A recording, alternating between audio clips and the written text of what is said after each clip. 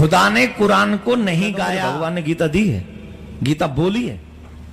मेरे द्वारा एक किताब बनाई जाए और वो प्रचारित कर दी जाए वो अलग विषय है, लेकिन भगवान के द्वारा गीता का उद्घोषण हो वो एक अलग विषय है, वो अलग कॉन्सेप्ट है। खुदा ने कुरान को नहीं गाया। जिनको बाइबल खुदा कहती है या ईश्वर कहती है या जो भी गॉड कहती है, उस गॉड ने उस बाइबल को नहीं गाया, लेकिन मेरे कृष्ण ने गीता को गाया। गीता मेरे कृष्ण के मुंह से निकली है। वो कहते हैं खुदा ने भेजी है। कौन? Quran, Bible, Jesus. तो फिर और मैं तो कहता हूं मेरे भगवान ने गीता दी है, गीता बोली है, और उन्होंने सिर्फ लिख के नहीं भेजी, स्वयं से प्रकट की है, उसको उपदेश दिया अर्जुन को। वो भी आदमी है, इंसानी थे ना। इंसानी थे ना, मैं किधर ना बोल रहा हूँ। ये हमारा कुरान जो है ना, डायरेक्ट अल्लाह की तरफ से ना मोहम्मद सल्लल्लाहु अलैहि वसल्लम ने लिखा है।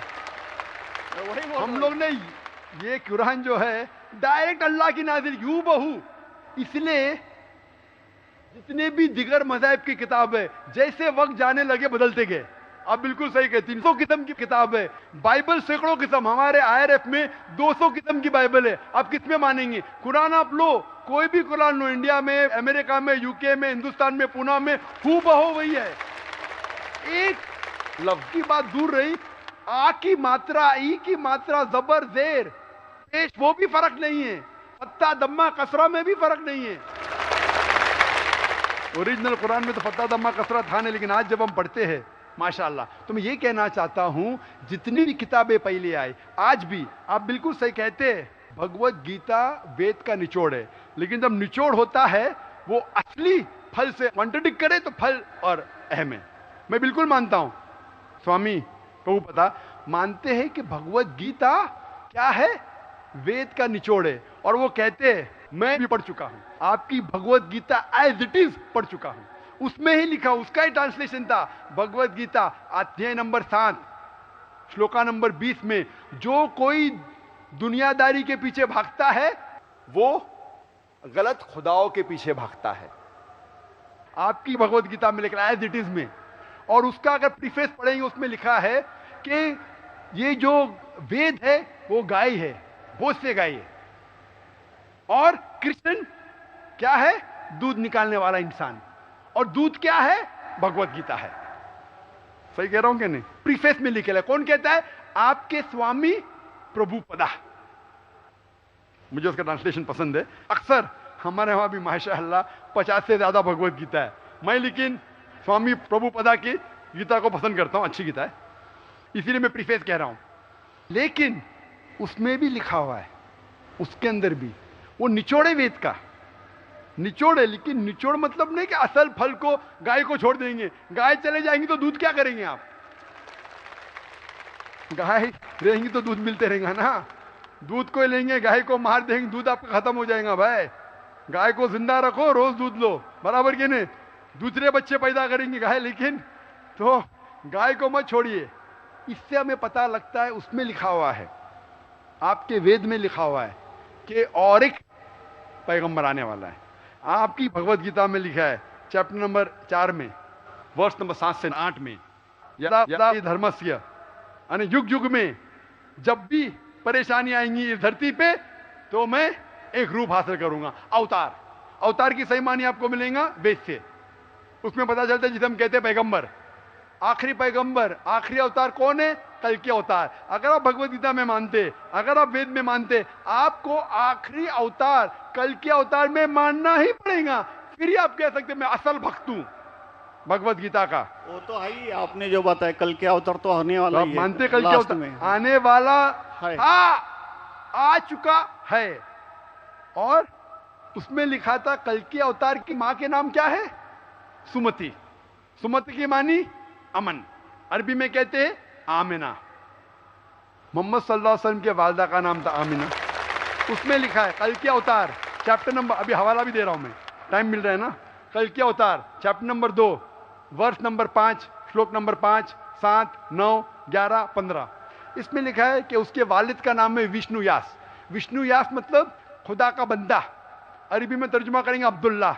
मोहम्मद सल्लल्लाहु अलैहि वसल्लम के वालिद का नाम था अब्दुल्ला।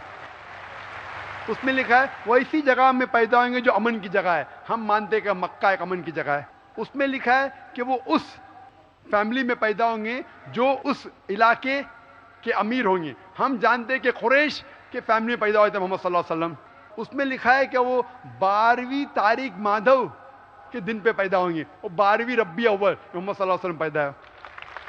आगे आप पढ़ेंगे वेद में लिखा है कि उसके 4 करीब दोस्त थे, जिसका मैं जिक्र किया हूं। 4 करीब दोस्त मोहम्मद सल्लल्लाहु अलैहि वसल्लम के थे, जो हजरत अबू बकर, हजरत उमर, हजरत उस्मान, हजरत अली। मैं अल्लाह भी मौल, अल्लाह ताला की रहमत सब पे हो।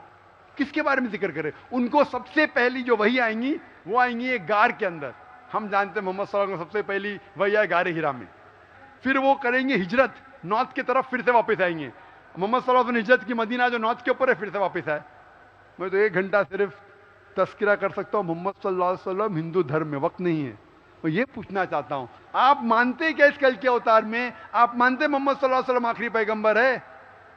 मैं तो कुरान 3 बार पढ़ा हूँ साहब, मैं तो मानता हूँ कुरान को, वो बात नहीं है। मानना सिर्फ जरूरी नहीं, अमल करना जरूरी है। मैं कहूंगा मैं खुदा को मानता हूँ, खुदा की बात पे अमल ना करता हूँ तो बेकार है। मैं कहता हूँ मैं मेरे वालिद से बहुत मोहब्बत करता हूँ, वालिद की बेइज्जती करता हूँ, वालिद की बात नहीं मानता हूँ, वालिद से बदतमीजी करता हूँ, तो क्या फायदा? आप समझ रहे ना? समझ रहा हूँ मैं, लेकिन आपने कुछ पहले ही अभी 10-15 मिनट पहले ही आपने कहा था कि जो भी है कुरान है, वेद है और बाइबल है, कि जो जो उसमें लिखा हुआ है खुदा ने उसके ऊपर अमल करना चाहिए। तो मैं अपने इससे अमल करता ही हूँ। जो कुछ मानता तो हुई है खुदा एक ही है करके, वो तो मानता ही है। बिल्कुल मैं नहीं बोल रहा कि आपके लिए कोई खुदा अलग है, मेरे लिए कोई अलग है, या ईसाई के लिए कुछ अलग है। आप सनातन धर्म के हैं, मैं जानता हूँ सनातन धर्म में एक खुदा को मानते हैं। वो मानते खुदा की प्रतिमा नहीं, अक्स नहीं है, बराबर ये मानते। लेकिन मैं ये जानना चाहता हूँ आप कल के अवतार में आप मेरे सवाल को घुमाओ मत।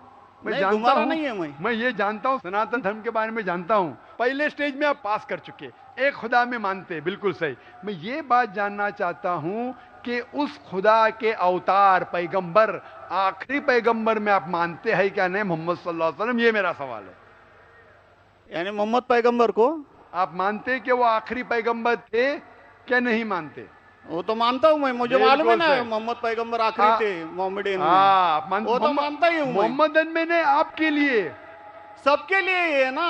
बिल्कुल सही। तो कोई धर्म, कोई एक मजहब का थोड़ी रहता, गुरु तो सबके रहता है। वो एक मजहब का थोड़ी गुरु रहता है कि वो एक मजहब के लिए, वो सब मजहब के लिए गुरु रहता, तो मानता ही मैं उसको। बिल्कुल सही। लेकिन ये कहना कि सब मजहब यकसा है हूबहू, ये सही नहीं। यकसानियत है, इसीलिए मैंने कहा यकसानियत पे अमल करो। आप बोलेंगे मैं सब हिंदू चीज पे अमल करूंगा, कई हिंदू जाते बुत परस्ती करने के लिए, आप नहीं करते, अच्छी बात है अल्हम्दुलिल्लाह, इसीलिए मैं आपको कांग्रेचुलेट करता हूं।